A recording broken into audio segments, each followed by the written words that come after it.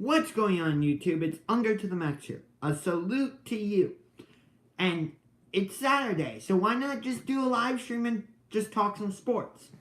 And the first thing I want to talk about is Damian Lillard and Christian McCaffrey.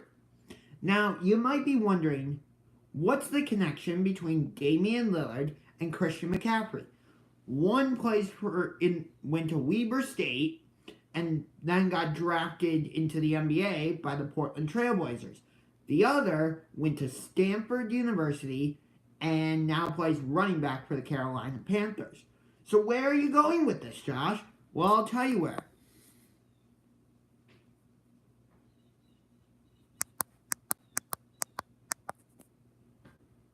I don't know what that means, but whatever.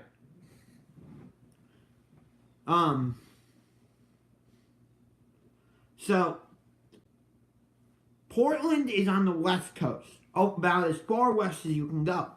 And Stanford is on the West Coast, over in California, about as west as you can get as well.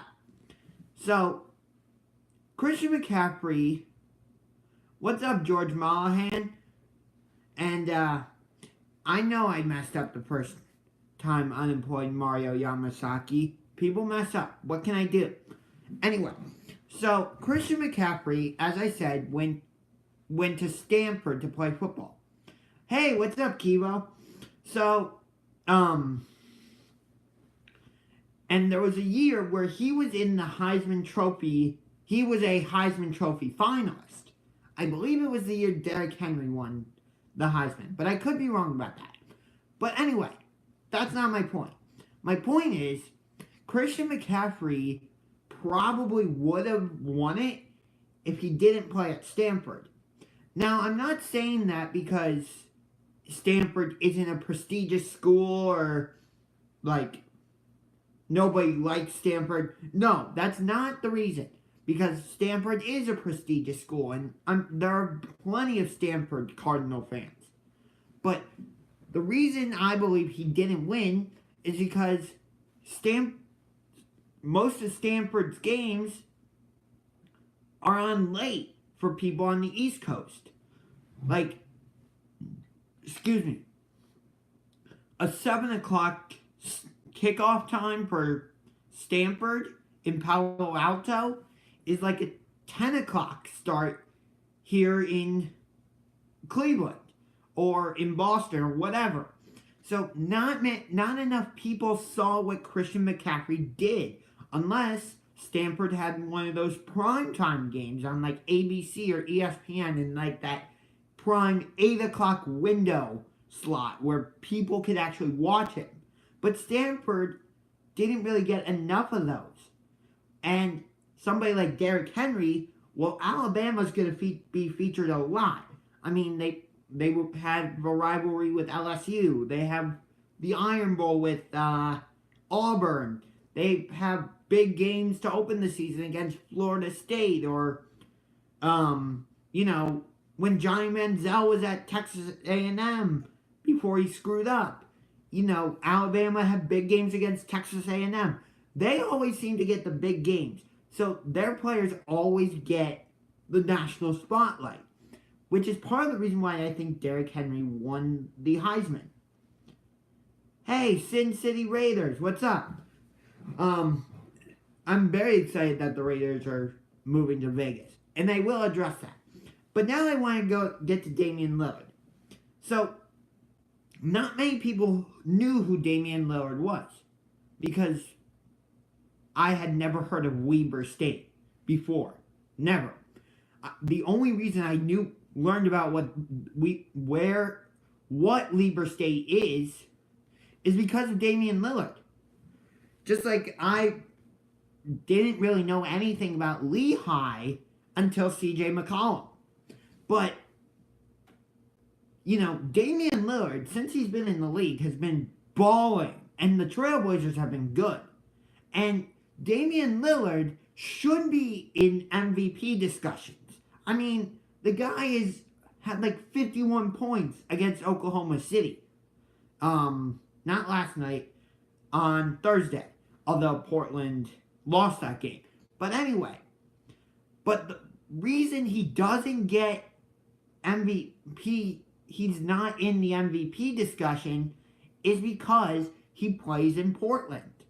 And I'm not saying that Portland is a bad city or the Trailblazers are a bad team. No, I'm not saying that. It's the same thing as what happened to Christian McCaffrey. A 7 o'clock tip-off for the Trailblazers at the Moda Center is about a 10 o'clock starting time for us here on the East Coast. So we're not able to watch the Trailblazers on a consistent basis. But if we did, we would be able to see that how good Damian Lillard is, and he would probably be in the MVP discussion.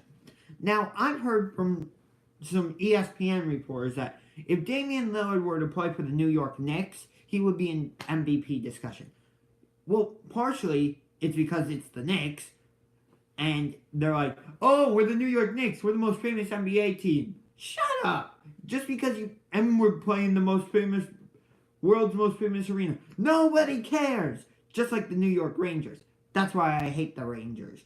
They're like, oh, we're the New York Rangers. We play in Madison Square Garden, the world's most famous arena. Shut up! When was the last time you won a Stanley Cup, let alone went to the Stanley Cup final? Okay, in 2014, you went to the Stanley Cup final, but you lost in 5 games to the LA Kings. Which is more than the Blue Jackets can say, because we seem to have a rivalry with the first round of the Stanley Cup playoffs, because every time we make it to the Stanley Cup playoffs, we can't get out of the first round. I hope we pick up AB. Gruden loves him, and it looks like AB wants to be a Raider for Vegas. Yeah, that whole thing's just weird. But let me get back to Damian Lillard for a minute, and then I'll address that. So, like I was saying, Damian Lillard should be in MVP discussions, but he's not, because the Trailblazers games usually start at around 10 o'clock on the East Coast, so we're not able to see his games, unless the Trailblazers are on ESPN or TNT or ABC or NBA TV, or NBA TV or one of those national stations. So, it's just a thought. Now, what are the Steelers going to do with Antonio Brown? I mean, if you keep him in Pittsburgh, it's just going to be a toxic situation for everybody. I don't even know why he wants to get traded. Like, him and Ben Roethlisberger have something really special working. And, Juju Smith-Schuster takes the pressure off Antonio Brown. So I really don't understand why Antonio Brown wants to be traded from Pittsburgh. Now, AB needs a new environment and just wants a new start, I guess. I mean, yeah, but if he gets, he was almost traded to the Buffalo Bills before the Bills were like, nah, we don't want that. And I totally understand why Buffalo did it. Well, first off, Antonio Brown didn't want to go to Buffalo because he says Buffalo is a terrible city, and I'm not saying this personally. I'm saying this is what Antonio Brown said. I've never been to Buffalo, so I wouldn't know. Buffalo is literally the worst place for him to be fair. LOL. I mean, you don't know that. Him and Josh Allen could have been something. I mean, Josh Allen showed signs of being a good quarterback last season. And speaking of good quarterbacks, are the Cardinals going to trade Josh Rosen? I mean, I've been hearing speculation for weeks that Josh Rosen doesn't fit into the type of offense that Cliff Kingsbury wants to run with the Cardinals, and from Big Ben to Josh Allen, there would be a huge difference. Yeah, I get that. But Josh Allen is developing into a good quarterback. So, having a receiver that can take the top off a defense, that would help in his progression. But I think Buffalo should draft a wide receiver in the first round. That's just my thought on it, though. What was I saying? Oh, yeah. Wait, what?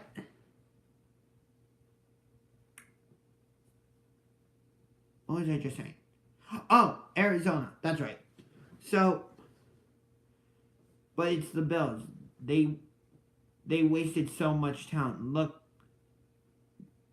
Talent before. Look at Shady. Yeah, Buffalo has wasted Shady's career. But anyway, Josh Rosen. Are the Cardinals going to trade him, or are they going to keep him as their quarterback? I don't know. Like, it's hard to say with that, because Josh Rosen doesn't fit into the type of offense that Cliff Kingsbury, the Cardinals' new head coach, wants to run. He wants to run an air raid style offense, and Josh Rosen doesn't really fit with that. And Kyler Murray does. But is Kyler Murray worth the number 1 overall pick? I don't know. I don't know if he is. Seriously, I don't know. But, I mean, maybe I think they keep Rosen. I don't see them drafting 2 quarterbacks 2 years in a row in the top 10. What does that say about the GM? Yeah, that's true. What does that say about the GM if they draft 2 quarterbacks in 2 years inside the top 10? Because Arizona had to trade up to the number 10 pick. I think they traded with Tampa Bay. Or maybe it was Oakland. It was either Tampa Bay or Oakland. To get Josh Rosen. So, because last year's draft was the draft of quarterbacks. This year's draft is definitely the defensive draft. I mean, there's some quarterbacks scattered in there, like Dwayne Haskins and Kyler Murray and Drew Lock and Daniel Jones. Those are the 4 that I can think of. But, I mean, you got Nick Bosa, you got Montez Sweat, you got Josh Allen from Kentucky. I know, Josh Allen's already in the league. Quarterback of the Buffalo Bills. But, I don't know. I don't know what the Cardinals are going to do. If I'm Arizona, I take Nick Bosa, number 1 overall. He's the best player in the draft. And in that NFC West, you need pass rush. I mean, Russell Wilson in Seattle. If a play breaks down, he's going, bye, and just scampering off. Okay, I know that's not how legs run. It's more like that, but you get the idea. And then you have the 49ers, where if Jimmy Garoppolo is healthy, he can escape the pocket. And Jared Goff, although he couldn't do anything in the Super Bowl because the Patriots were using the Bears' defensive playbook pretty much and shut the Rams down. The most boring Super Bowl I've ever seen. But, what can I do? What can you do?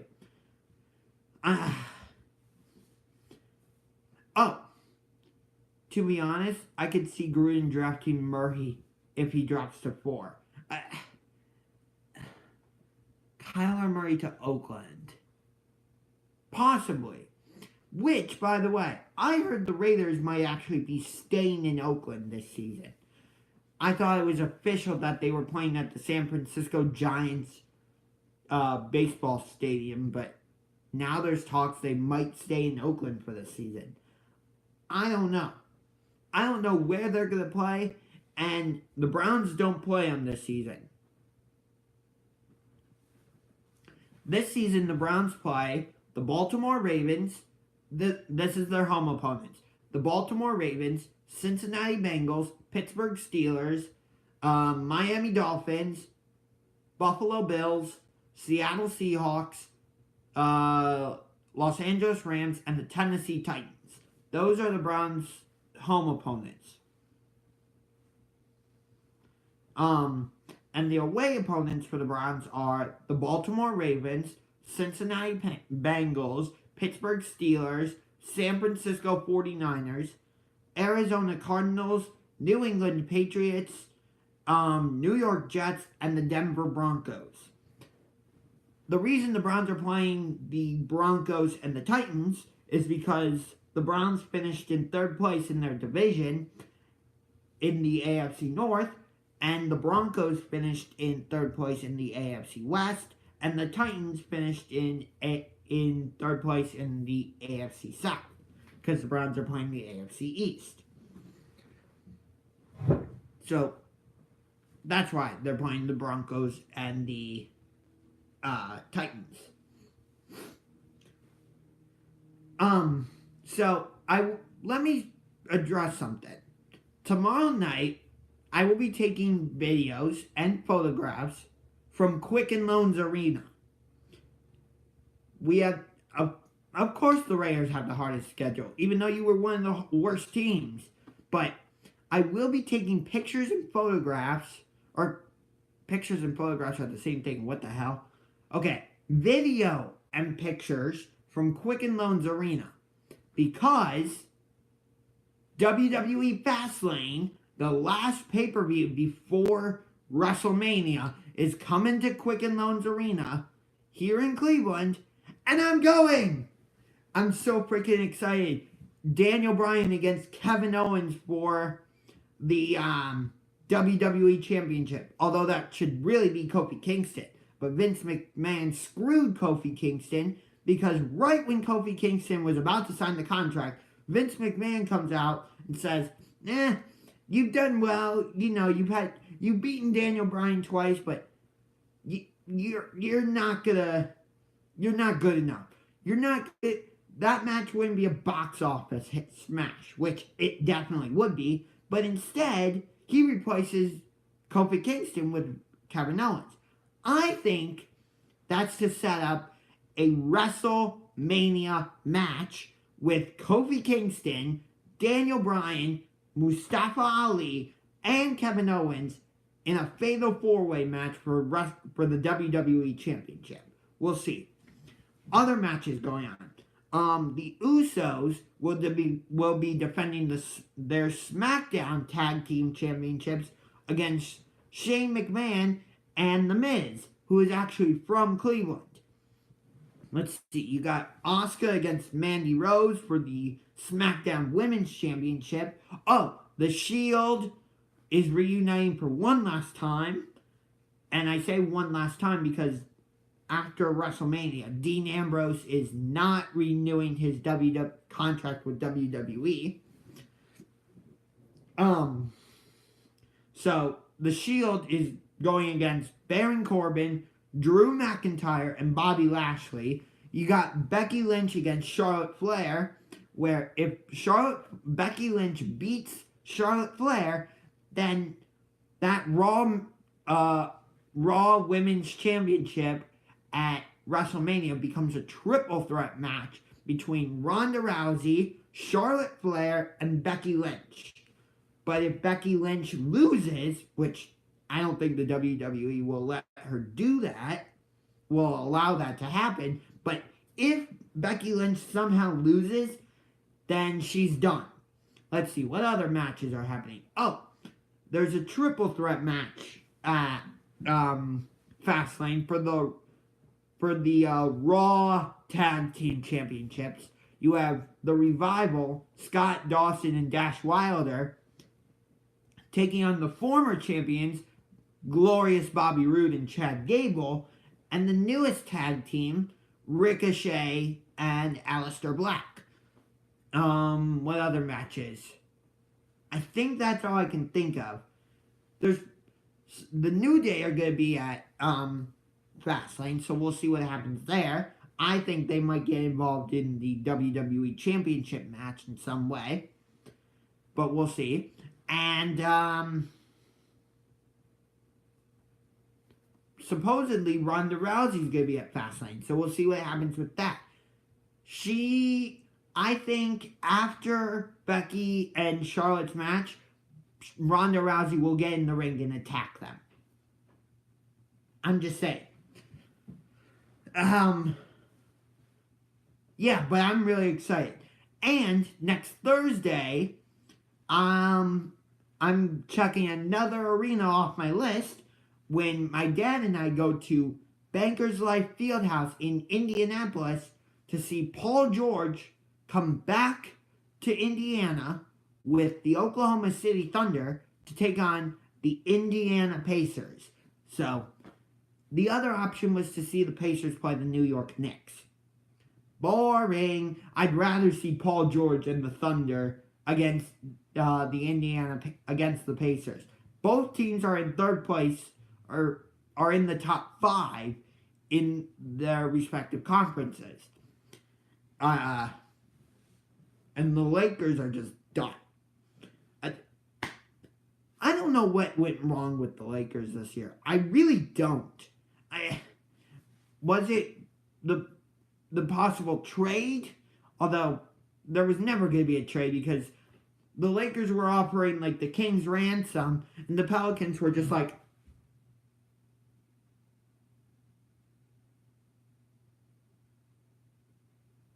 yeah, the Pelicans were silent. They never responded to the Lakers' call at all. They never made a counter offer or anything. The Lakers were pretty much bidding against themselves. And the Pelicans were just like,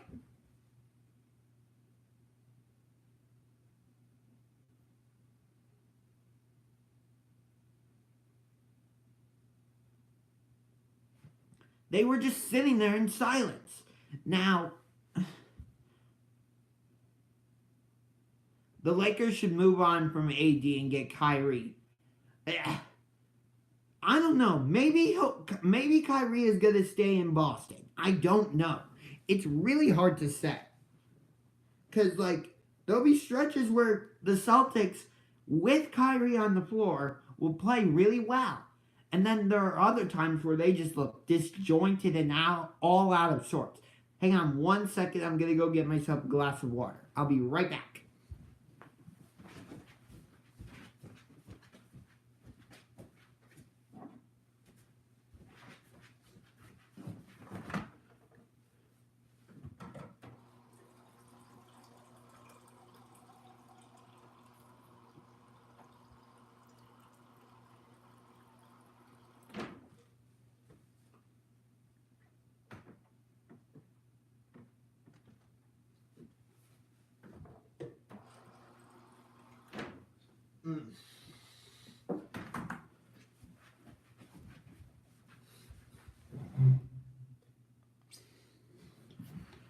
Alright, my apologies about that.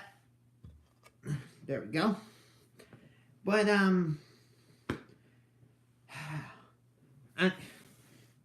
there's something I gotta rant about super quick. And that's iTunes. I know, this is gonna kind of sound random. But if you know me, you know that I like to go back and watch old games. I'll go back and watch, old NBA playoff games or old World Series games or old Super Bowls. I've watched Super Bowl 46. Or I've gone back and watched Super Bowl 45 or Super Bowl 37. I like to go back and watch Stanley Cup final games and Stanley Cup playoff games. However, for some reason, iTunes has decided to not make certain products available in the US. I'll show you. Hold on 1 second.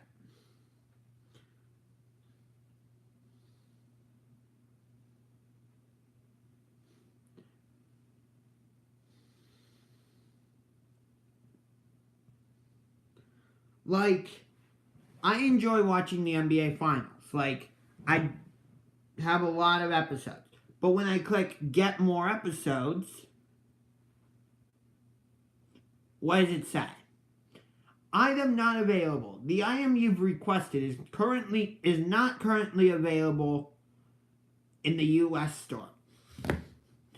It's annoying because I want to go back and download like I don't know, like Kobe's last game against Utah or just games like that, and it just stinks because iTunes is like, nah, this item is not currently available in the U.S.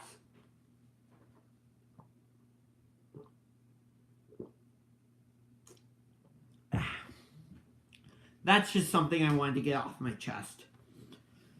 But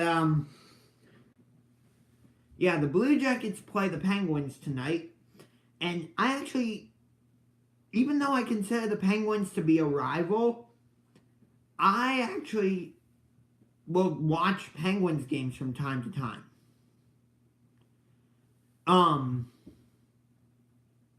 So I do enjoy watching Penguins games. And of all the teams I consider to be rivals of the Blue Jackets, the Penguins are the team I respect the most. Other teams I consider to be rivals of the Blue Jackets are the teams I consider to be, rivals of the Blue Jackets are the Pittsburgh Penguins, Washington Capitals, who we should have beat in the Stanley Cup playoffs last year. We had a 2-0 lead. And then, for some reason, it just all fell apart. The team I hate the most and have no respect for, the New York Rangers, because they're like, oh, we're the New York Rangers. We play at Madison Square Garden, the world's most famous arena. Shut up. When was the last time you did anything? 2014. That's 5 years ago. Let me know when you get back to the Stanley Cup playoffs. Because right now, you stink. You're wasting Henrik Lundqvist's career. One of the best goalies in the NHL. I'm not saying he's one of the best goalies of all time in the NHL. No, I'm just saying he's one of the best goalies in the NHL right now. And the Rangers are pretty much wasting his career. Tell me I'm wrong. Come on, tell me I'm wrong. Bring it. Tell me I'm wrong. Okay. But there are some teams I consider to be rivals for the Blue Jackets from the other division. I consider Montreal to be a rival a little bit. Detroit. No, I actually don't consider the Red Wings to be a rival. Boston. No. Let's see. What other? Tampa Bay? No. Florida? No. Let's see. What are the other? Buffalo? No. Hang on. Let me see what other teams are in the Atlantic Division. Okay, division. Okay.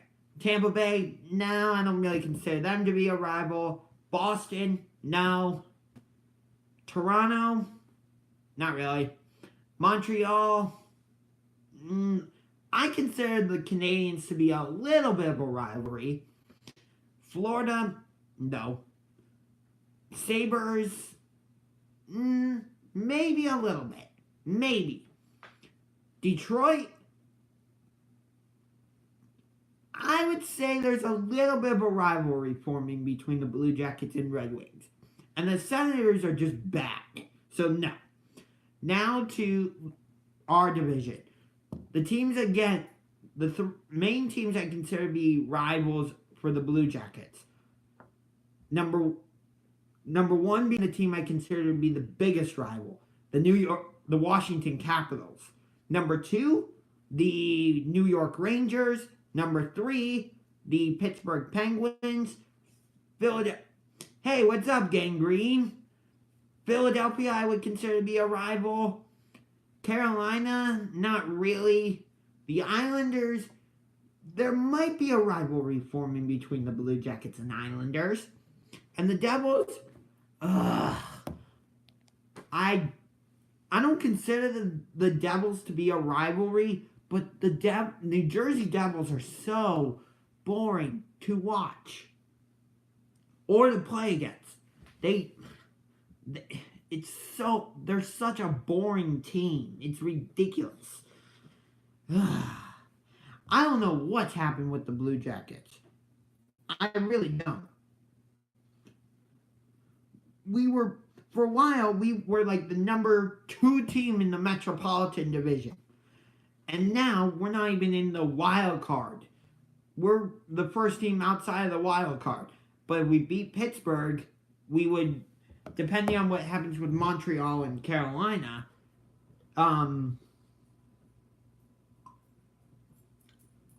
we would at least be in the wild card again. But beating Pittsburgh, for some reason, we just can't do it. I mean, we beat them one time in the playoffs in 2017 in Game 4, but then Pittsburgh came back and beat us in Game 5 and knocked us out of the playoffs. And they're going for the season sweep tonight. I mean, yeah. I will say, even though I'm a Blue Jackets fan, I would love to go to a Penguins game at PPG Paints Arena. I've heard the Penguins Arena is one of the nicest in the NHL, and that Penguins fans are really easy to talk to. I mean, I went to a Browns Steelers game in Heinz Field. Heinz Field is a really nice stadium. And I would love to go to a Pirates game at PNC Park, but I can't right now because I'm still terrified of fireworks. Like, I was at my first Indians game in years last season when they played the Detroit Tigers. It was the same day that Zane Gonzalez missed all those kicks and the Browns lost to the Saints.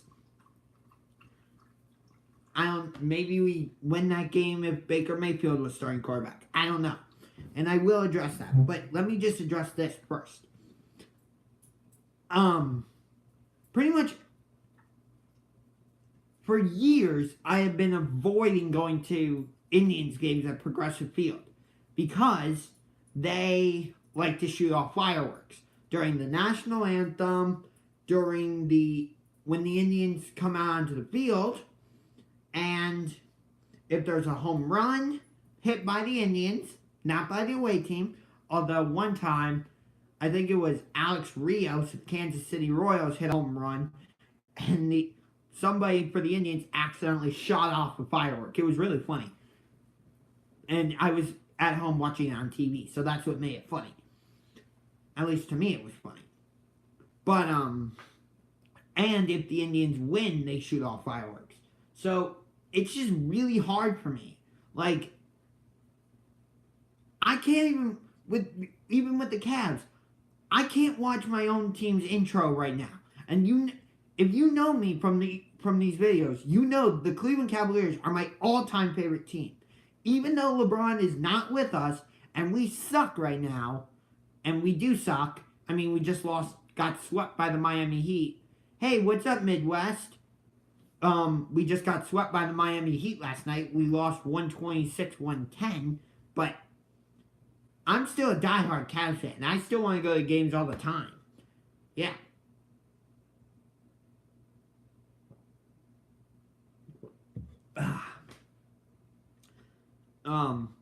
But it just is really hard because I can't watch my favorite team's intro. I mean, I'm making progress, and hopefully one day I'll be able to watch the Cavaliers intro, no problem. But for right now, I can't, and it's really hard. It's really hard, and it's honestly kind of devastating. Because like I said, the Cavaliers are my all-time favorite team. Not just in the NBA, but in all sports. There is no team I love more than the Cleveland Cavaliers. And to not be able to watch their intro it just leaves a bad taste in my mouth every time. Now, I want to go back to 2016. 2016 was a great year for me in sports because I saw my favorite NBA team of all time. Oh, my favorite NCAA team in college football, the Clemson Tigers. And in college basketball, for Villanova. Actually, my favorite Big Ten team excuse me, in college football is Penn State. I don't really have a favorite Big Ten team in college basketball. Maybe Maryland. I don't know. Excuse me. In the SEC, who would my favorite team be for college football? Florida. Yeah. And in college basketball for the SEC, I would say Kentucky. And I don't know who my favorite ACC college basketball team is. I guess I'm not really a Duke fan, but I can't really be a Carolina fan either because Villanova and Carolina don't like each other because of what happened in 2016 with Archie Diacono bringing the ball up, gives it to Chris Jenkins for the championship at the buzzer. Boom, it's good. Villanova wins. Not sorry, Carolina. And why do I bring up Duke and Carolina? Because it's Duke and Carolina Part 2. Let's go. This is the best rivalry in all of college football. Or, not college football, wow. In all of college basketball. I got myself overhyped. I mean, this game loses a little bit of hype today because Zion Williamson. Oh, what is my favorite Major League Baseball team? The Chicago Cubs. I actually got myself a Chicago Cubs hat. I just don't know where it is right now. And I don't want to go and actually, let me see if I can find it super quick. I'll be right back. Go, Cubs, go. Hey, Chicago, what do you say? Cubs are gonna win today. 2016. Hey, Indians, how does that 3-1 lead sound? It sounded safe, right? Oh, I'm sorry.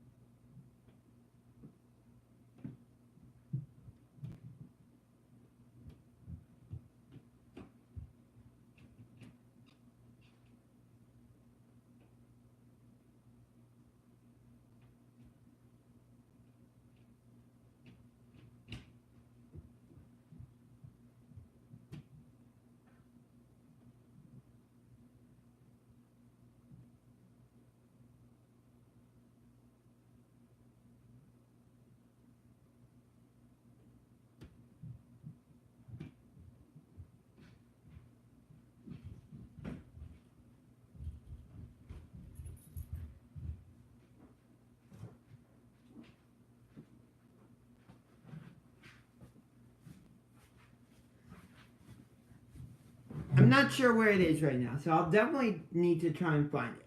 But anyway, yeah, the Cubs are my favorite baseball team. They're actually my number 2 favorite all-time team. So you can imagine, 2016 was a good year for me. And both of my favorite teams got their championships by coming back from a 3-1 deficit. What are the odds? I mean, I will say, the Cavaliers championship was aided by Draymond Green not being there in Game 5. Oh, wait. His name's not Draymond Green. It's Drama Queen Green. Because if he gets a foul called on him, he's like, what? You called a foul on me? Huh? How could you? That's what he's like. And Andrew Bogut got hurt. But the Cavaliers were aided by that. But the Warriors had Draymond Green for Game 6 and Game 7. So, you can't hold that against the Cavs. Although, before Game 5, the Warriors were saying, oh, I guess LeBron got his feelings hurt. Whatever.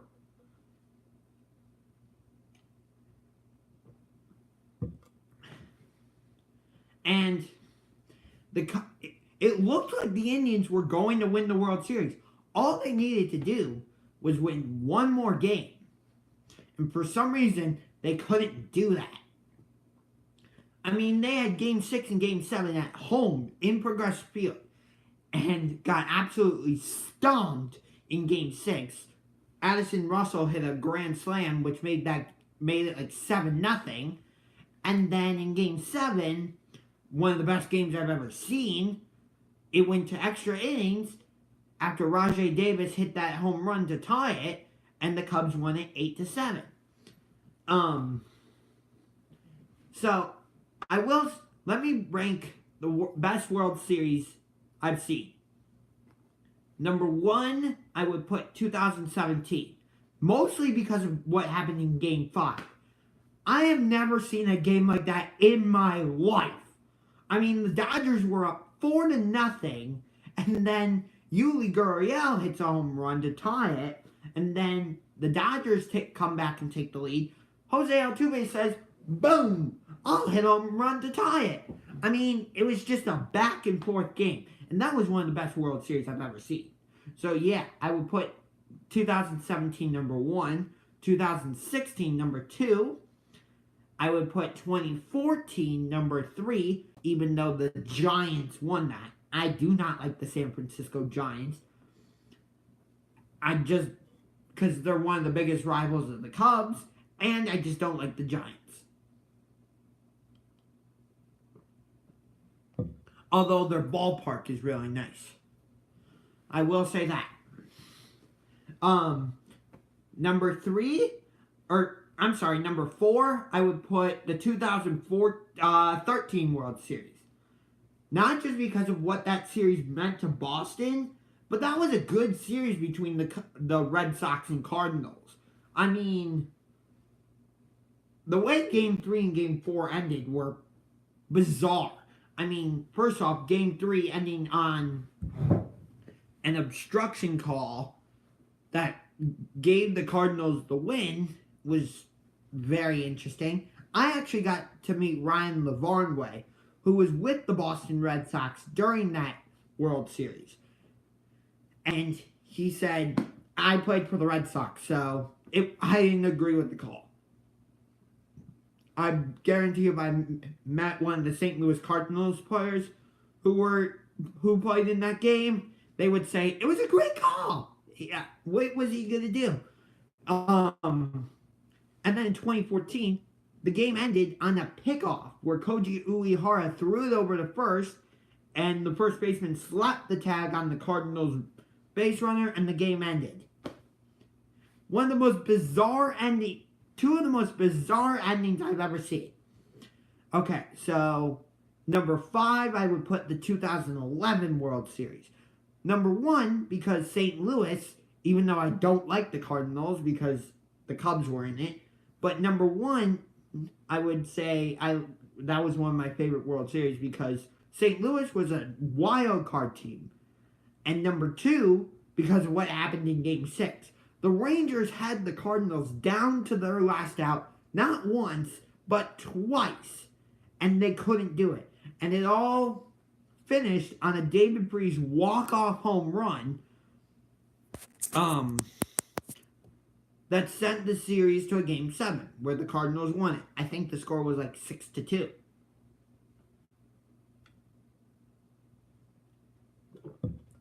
That's good.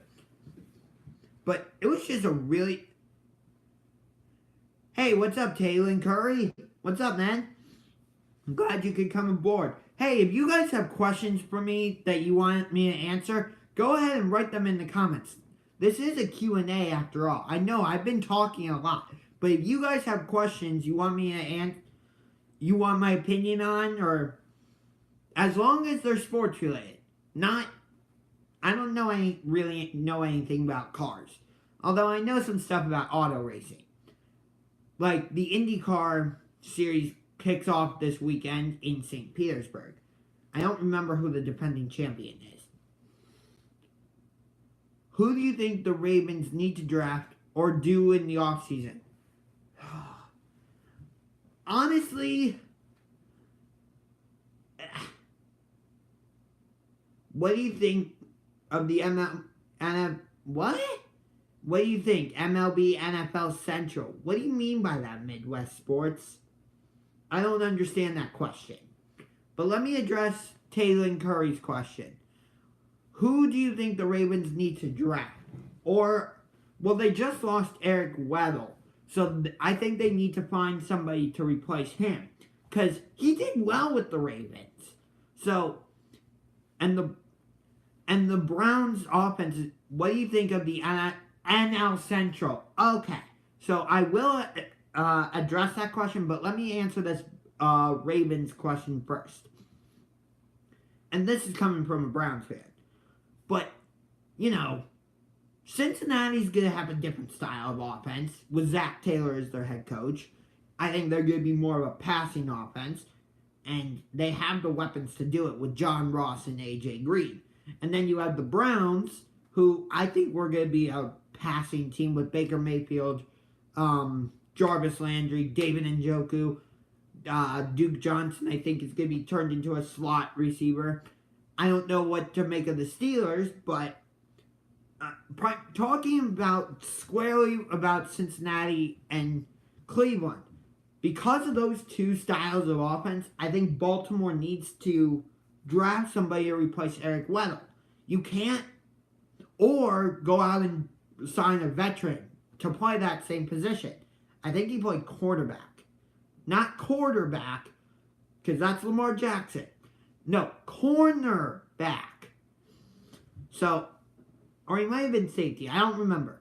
But the Ravens need somebody to replace Eric Weddle.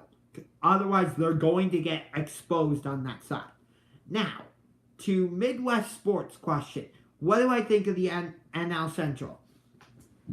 It's going to be an interesting division this season. You've got the Cubs, who are still going to be a factor. Although, I think we've fallen off a little bit. You got the Cardinals, who are just always going to be there somehow. You got the Brewers, who are the defending division champions. And then the Reds, I don't know what to make of the Reds or the Pirates. But here's my thing.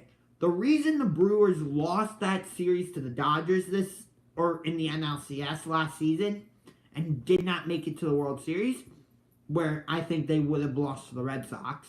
But anyway, the reason the Brewers did not win that series is because they were too dependent on their bullpen. They bullpenned like a couple games and it was really weird. I think the Brewers need to rely more on their starters this season. They have very capable starting pitching. At least I think they do. And they used their bullpen too much. So by the time they got to Game 7, their bullpen was tired. Because you bullpenned games. I mean, the Indians did it in Game 3 of the 2016 ALCS against Toronto. But that was because Trevor Bauer decided to play with a drone, and his finger got screwed up, and when he tried pitching, it opened up the stitches, and he started bleeding again. So the Indians had to bullpen that game, which they did win. And I didn't expect them to. But the Brewers didn't have to bullpen those games. But for some reason, they chose to. And I think that's what cost them. Because, again, they overworked their bullpen. And if you overwork your bullpen, you're not going to have anything left for a possible game. If you overwork your bullpen early in a series, you're not going to have anything left for a possible Game 5 or Game 6 or Game 7. You know.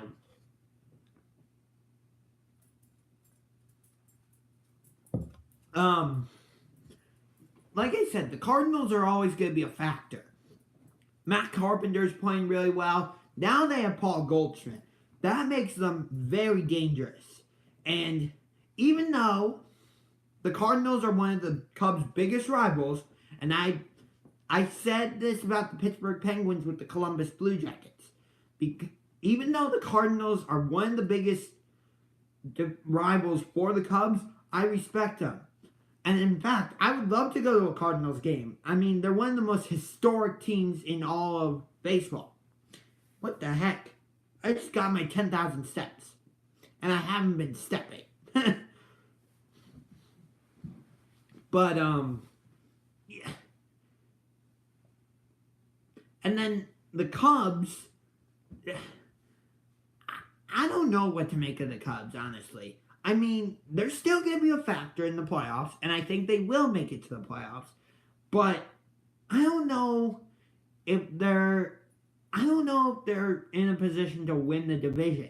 I mean, yeah, we have Chris Bryant and Anthony Rizzo and Ben Zobrist, but I'm still not sure about our center fielder. I think it's going to be Almora, but I'm not sure. And Wilson Contreras has played well as catcher, but I'm not sure I like Kyle Schwarber as our left fielder.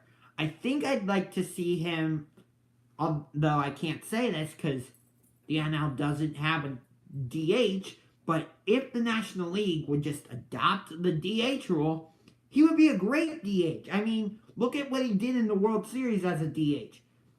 He's one of the reasons the Cubs won the World Series in 2016, without question. But Ben Zobrist definitely deserved to win World Series MVP.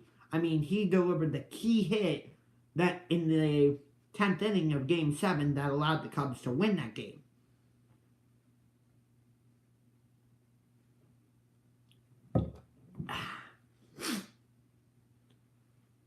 Yeah. So, more questions, please. I mean, if you want me to talk about who the Browns should draft, I'm willing to talk about that. Or if you want me to talk about the Browns trade that they did yesterday. Olivier Vernon for Kevin Zeitler. Give me more questions, please. That's what this is, a Q&A. I don't want it to just be me talking. I want to interact with you, the viewers. That's what this is all about.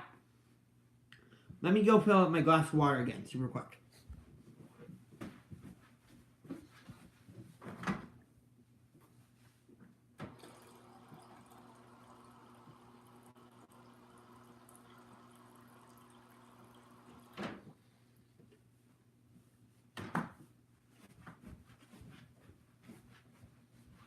There we go. Actually, I want to talk about rivalries right now. So, as I said earlier, I think the best rivalry in college basketball is Duke and North Carolina, which they play again tonight in Chapel Hill. And North Carolina is looking for the sweep. Now, the last time North Carolina swept Duke was in 2009. What happened in 2009 with the North Carolina Tar Heels? Oh yeah, they beat the Michigan State Spartans and won the national championship. So, I think it would help North Carolina if they win the national championship. Wait a minute, what? Let me say that one more time. It is very I don't want to say it's very likely because anything can happen in March Madness, but it would certainly help North Carolina's chances of winning the national championship if they sweep Duke tonight. Although they might play Duke again in the semifinals of the conference championship.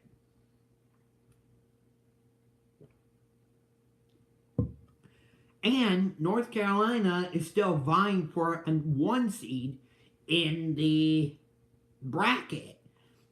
And it would certainly increase their chances of getting that 1 seed if they beat Duke tonight. Although, I think in order to get a 1 seed, they might have to win the ACC tournament too.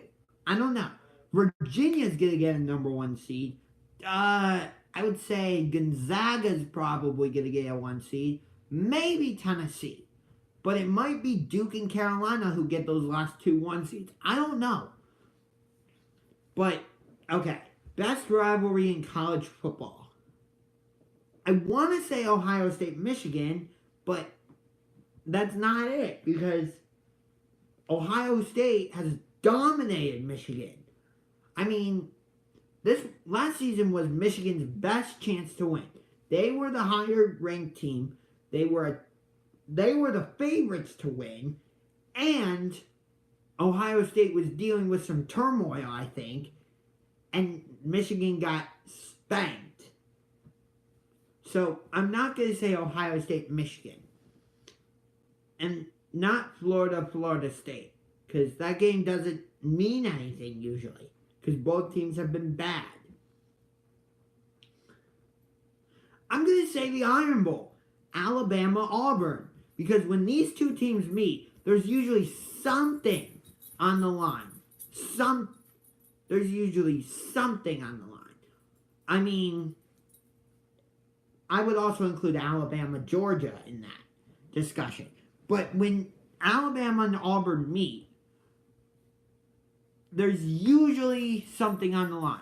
Where will Le'Veon Bell go? Hold on, let me finish talking about Alabama, Auburn, and then I will definitely address that question. Thanks for the question, Taylor. Keep them coming. But, Alabama, Auburn, there's usually something on the line. Now, the last season, there wasn't anything on the line. I think Alabama was trying to secure their division. I think. But the year before that, Auburn was trying to go to the SEC title game against Georgia. And Alabama was trying to do the same thing. And Auburn won. And then they go to the... I thought I had a sneeze coming on. And then they go to the SEC championship game, and Georgia absolutely blasts them. So then Auburn went to the Peach Bowl, where they were promptly beaten by UCF. But, I mean, when you think of Alabama, Auburn, the first two games that I think of are the Cam back when Auburn was losing in Alabama in like 2010, and Cam Newton led them all the way back to beat the Crimson Tide. That was the year when Auburn would go on to beat Oregon in the national championship. And of course, the kick six, where Alabama went for the long field goal, and it was short, and Chris Davis returned it for a touchdown. Although Auburn would go on to lose to Florida State in the national championship. So, I think Alabama-Auburn is the best rivalry in college football. Actually, I should just call it by its name. The Iron Bowl. Now to answer your question, Taylor. Where will Le'Veon Bell go? I think he's going to go to the New York Jets. I mean, I think the Jets are building something. Shout out to you, Gang Green David. And yes, I will take you up on your offer. Because the Browns play the Jets this season. Let's do a video again, dude. And, Norbcam, I want to do a video with you. Because the Browns play the Seahawks. Let's get in contact. Norb, I wanted...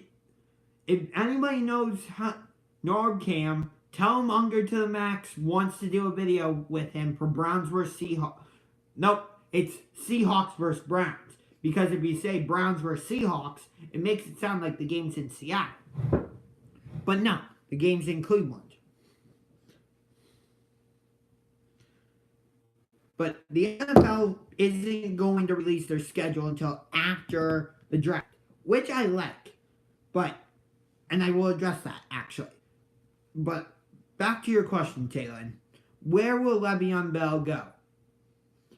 Where do you think Le'Veon Bell will go? I want to say the Jets.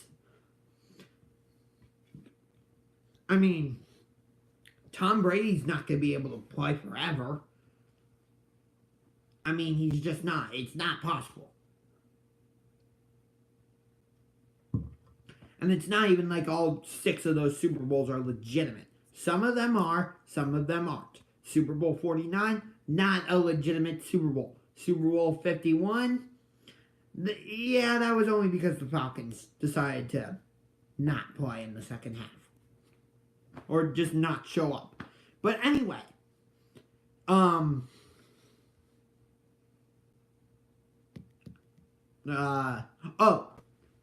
so once Tom Brady leaves, I think that is the AFC East. Sorry, I'm tripping over my words a little bit. Once Tom Brady and Bill Belichick leave New England, I think the Jets are going to win that division. Sam Darnold played well for the Jets last season.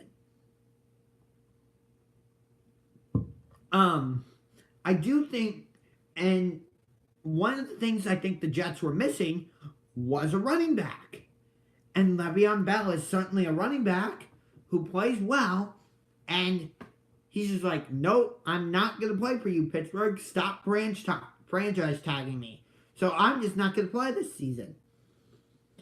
And, now he wants all this money. Well, he's just sitting around. So, I don't know.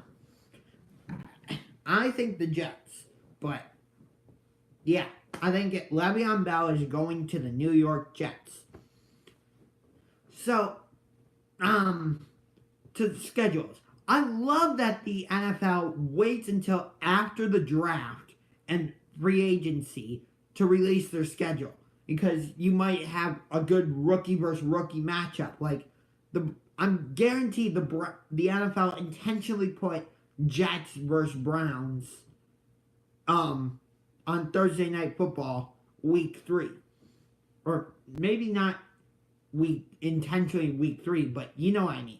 Because they thought they were getting Sam Darnold against Baker Mayfield. Well, we didn't start out that way, but it turned into that under unfortunate circumstances because Tyrod Taylor got injured, which led to Baker Mayfield coming out. Actually, I made a schedule prediction for the Cleveland Browns, and let me see if I can find it.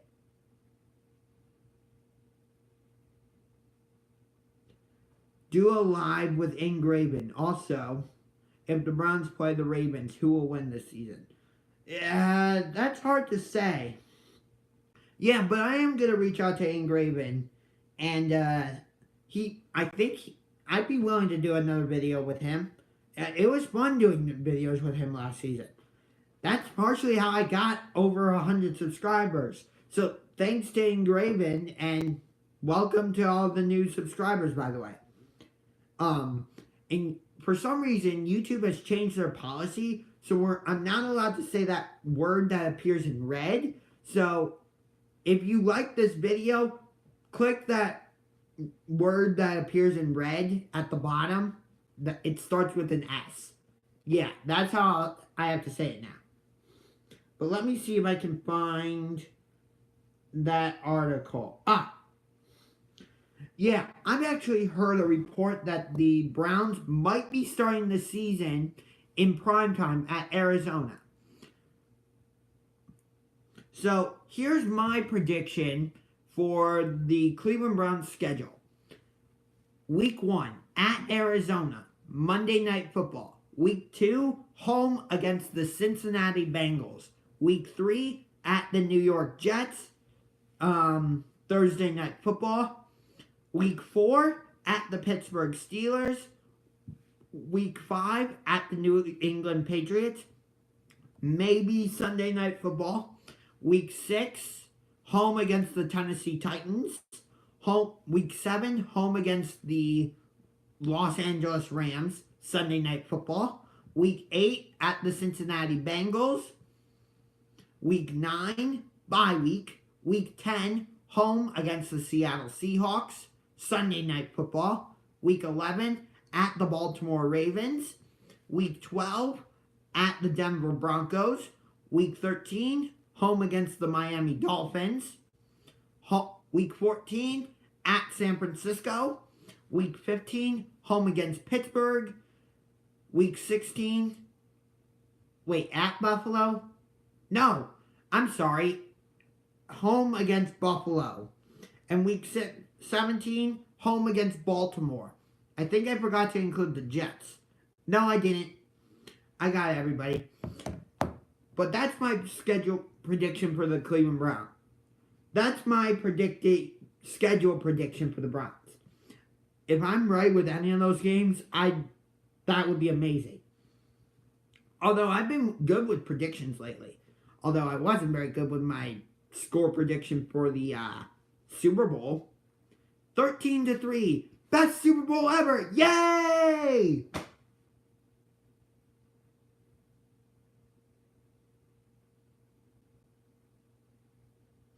I intentionally did that.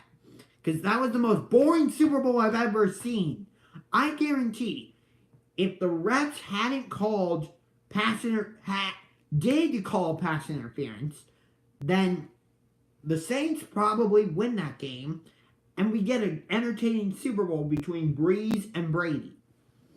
Although, I will say, even though that was the biggest, that's the moment that fans remember from that game, and that it was a deciding factor, but I don't think it was the deciding factor in that game. I think the deciding factor in that NFC Championship game between the Rams and Saints was actually early. The Saints get an interception and are deep in Rams territory, very close to the end zone. And they could not get the ball in the end zone. They had to settle for the field goal. That was the biggest play of the game. I don't know. Do you remember which play I'm talking about? It was like early in the first quarter, and the Saints had just intercepted the Rams, and they had it deep and very close to the end zone, and they couldn't get the ball in the end zone. And they had to settle for the field goal.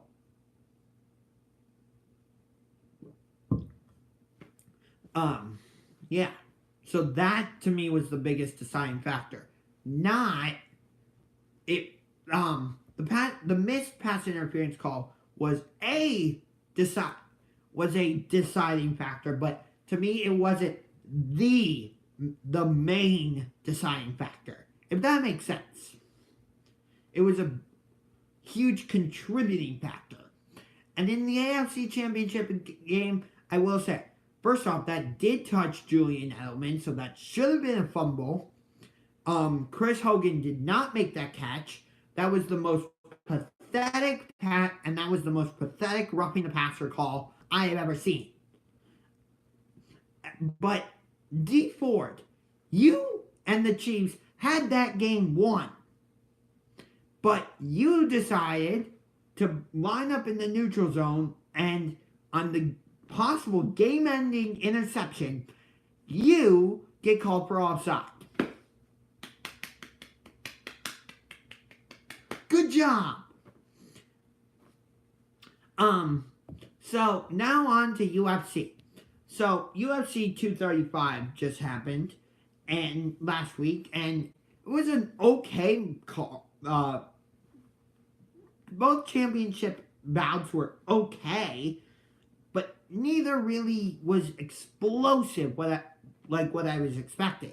Although with John Jones, every time Anthony Smith tried to do something, John Jones would just deliver a kick and just go, "No, I'm going to interrupt whatever it is you want to do to me, and you have to reset." Anthony Smith would reset. He would want to try and do something else. And here's another kick. This time I'm going to the fit. I'm delivering a kick to the side of your head. And then in the co-main event, which was for the welterweight belt, Tyron Woodley never did anything. He kind of just let Kamaru Usman just pound him. And it was like Tyron Woodley was being too cautious, and he was waiting to try and set up for that big right arm. But you can't do that. I get it. Your right arm or your right hand is your best weapon. But you can't just rely on that to win. You can't. So, yeah. And UFC 236 is coming up. It's going to be Max Holloway against Dustin Poirier 2. It's a rematch of a fight they had earlier. It's for the interim lightweight belt because Khabib Nurmagomedov is suspended. Let me see if I can find it. I might have deleted the picture. Hold on. Let me see if I can find it. Yes, I did delete the picture.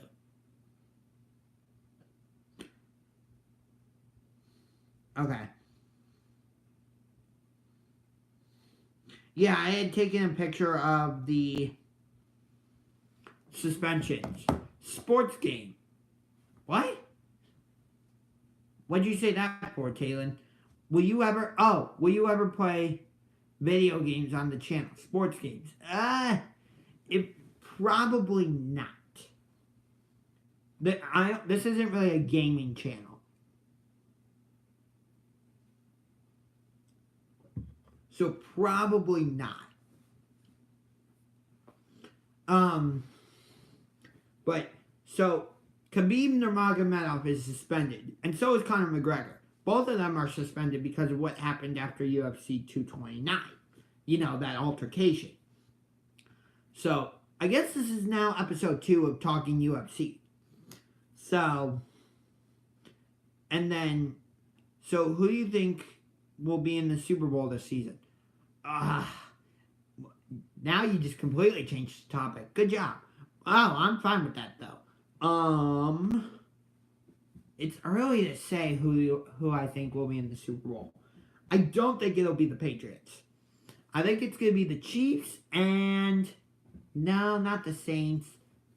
I think the Rams were a little bit of a fluke. I want to say Minnesota. I want to say Chiefs and Vikings, but the problem is Kirk Cousins didn't show enough last season to show me that he could lead a team to the Super Bowl. I want to put the Vikings. You know what? I'm going to go Chiefs and Bears. That would be a good Super Bowl. But back to UFC. Although, yeah. So, you know, Khabib is suspended for several months and Conor McGregor is suspended for several months. So, and the UFC can't keep the lightweight division on hold. So they had to make an interim belt. And Max Holloway, who is the current 145-pound champion, is moving up to 155 pounds, where if he wins the interim belt against Dustin Poirier, he'll go against Khabib Nurmagomedov. And we'll see how that goes. And then the co-main event will be for the interim middleweight belt. Because at UFC 234, Robert Whittaker was set to defend his middleweight belt against Kelvin Gastelum in front of his home crowd in Australia. But Whittaker had to be removed from that fight because he needed surgery, emergency surgery on his hernia or something like that. So Israel Adesanya against Anderson Silva became the main event. And Israel Adesanya is now going to face Kelvin Gastelum for the interim middleweight belt. Of course, the winner faces Robert Whittaker. Although, I don't know if Robert Whittaker should be champion because he really hasn't defended the belt since he became champion. But here's what I'm wondering. Stipe Miocic, first off, he fights about 20 minutes. He trains about 20 minutes from here in Independence at Strong Style. So, hopefully, I'll get to meet him someday. I would love to. And maybe train with him. I don't know. But he hasn't fought since being knocked out by Daniel Cormier at UFC 226. And these two have become a bit of rivals. And they were cool during their press conferences and all that. They were cool with each other. I mean, they even filmed a show here in Cleveland. And I would love to ask Daniel Cormier about that. What is his connection to Cleveland? Because I still remember, I've seen clips where on the UFC 203 post-fight show, which was on Fox, which, in case you didn't know, the UFC is now with ESPN. But at the time, UFC was still with Fox. Stipe had just defeated Alistair Overeem in his first title defense, and after it looked like Overeem had gotten a chokehold on him, but Stipe was able to fight out of it and rain down punches, and the referee called a stop to it. So Cormier asked Stipe, our Cavaliers, our Monsters, our Indians, but he's not from Cleveland. So was it just because that fight took place in Cleveland? Or does Daniel Cormier have some sort of connection to the city of Cleveland? And then Cormier filmed a special show on Fox with Stipe here in Cleveland. So I just want to know, like, is there some sort of connection between Daniel Cormier and Cleveland? And, but these two have been going back and forth, because DC, I think, is avoiding Stipe, because I think he knows that it was a little bit of a fluke that he beat Stipe at UFC 226. And he's only defended the heavyweight belt once since then.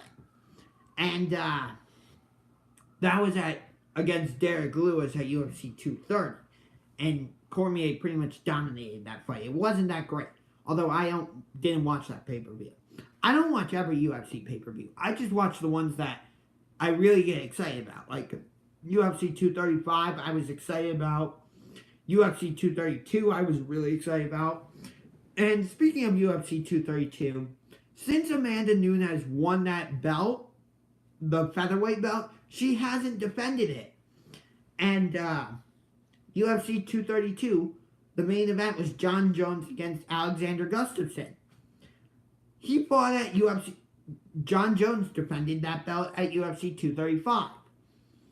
Actually, going back to Strong Style, there's another UFC fighter that fights at Strong Style who is a flyweight fighter, but a woman, Jessica Eye.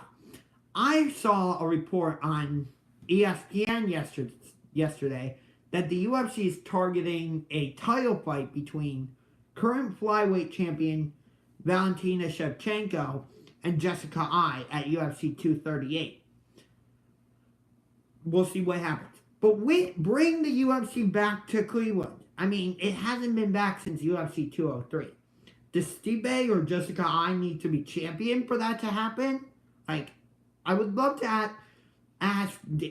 go to a UFC press conference, somehow be part of the media, and hopefully Daniel Cormier is there, and of course Dana White, because I want to ask these questions.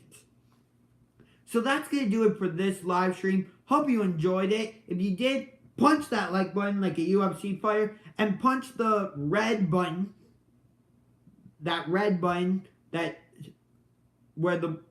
starts with the letter S.